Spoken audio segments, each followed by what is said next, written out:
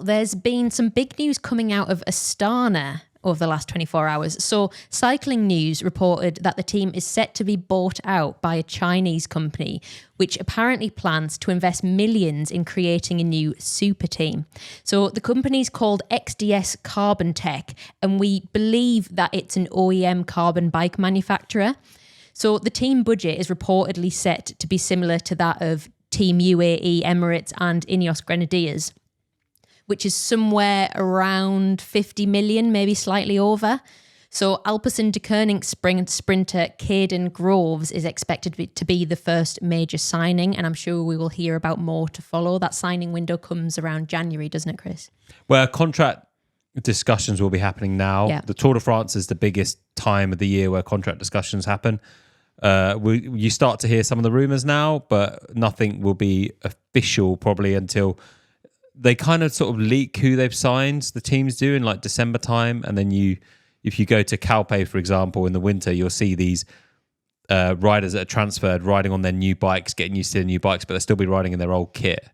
Yeah, so Cade Groves has racked up 5 stage wins across the Giro and Vuelta over the past 3 seasons. And also as part of that deal, the team will be ditching Villiers and they will start to ride xlab's bikes. So what is xlab is the question. We didn't know this morning. We've been doing some research on it. There's actually not much information around about this Chinese brand at the moment. We presume it's owned by the parent company and is sort of an in-house production. We're likely to see these bikes at the Olympics this summer, as we've seen the Chinese men's Olympic team training on them at Hillingdon. So what I was told is it's the sprinters, the velodrome sprinters were doing the Hillingdon crits.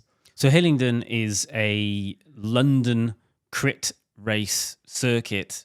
Well, it's just outside London, isn't it? Yeah. Which West seems London. random, but I guess the Olympics is in Paris. Yeah. You hop on the Eurostar and you're there, I guess. And if that's what they're going to do, it's closer than China. To be fair, though, also the elite standard in London. Yeah. It's not comparable to the best in the world, but it will be hard racing. I think that's a big reason, from what I've heard from people who are racing those races at the same time, was that they wanted to be there because the standard of crit racing in London is very, very high.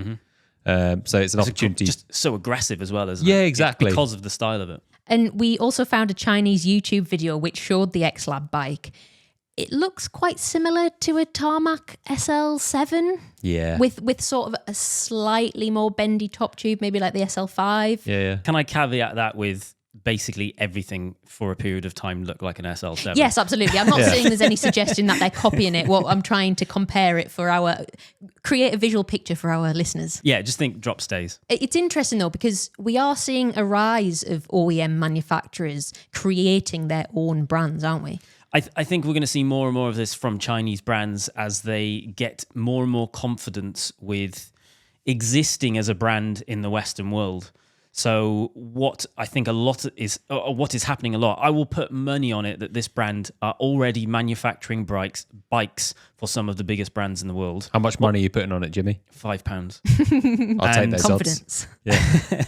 And probably what's happening is they're seeing how many bikes said brand or brands are ordering and going, well, we could just make more money by just having our own one.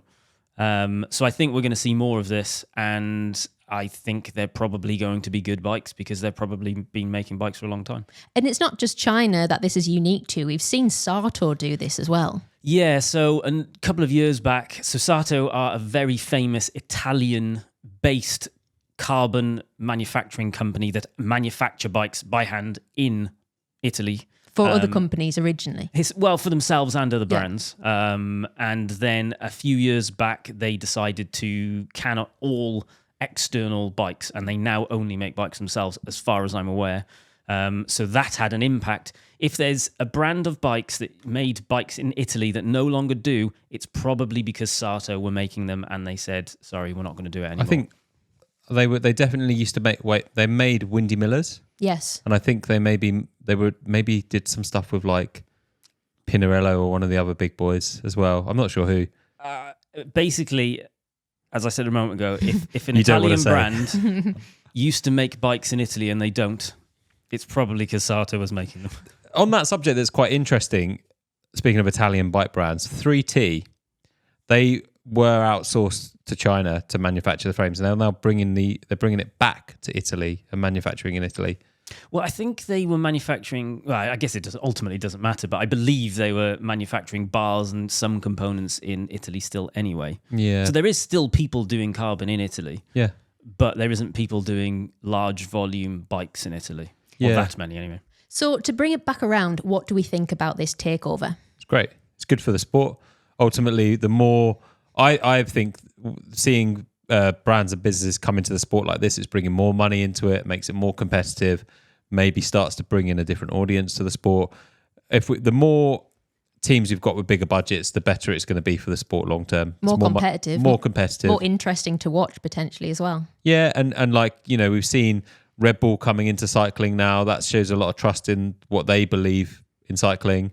Ineos have brought in this massive budget into what was Team Sky. The UAE budget is crazy. The more teams we have on similar budgets, the better it is.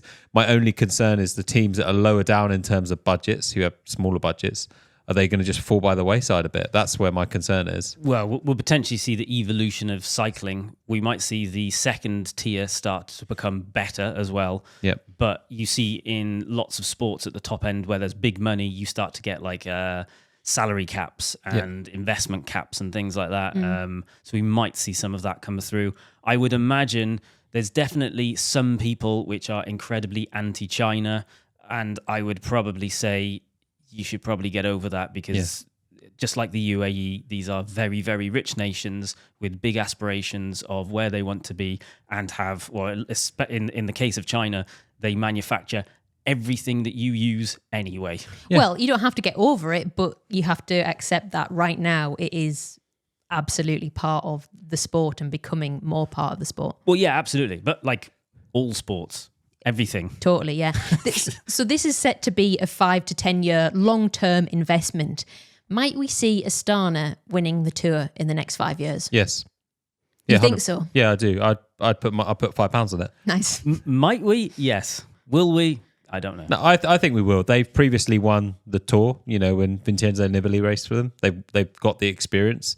They've got the background. They know how to do the Tour de France. And in fact, Contador as well, or was that the year that he got it stripped from him? I'm not too sure. But they've got the experience of having a GC team. They can do it. They know how to do it. They know how to run that kind of team. It'll all come down to the riders they get involved in the team. If this takeover happens and they get good signings, 100%. I disagree with you. I think they will go for everything other than GC. They're not going to get Pog. They're not going to get Vingegaard. So what's the point in even attempting? I think they'll be like the new Alpecin Koenig. I think they'll be the number one sprint team and just obliterate. They'll just go for green year after year after year after year. Interesting you thinking that, but if they're going to just do that, they need to sign a better sprinter than Cade and Groves. Oh, they will. That comes with time, though. Yeah, true.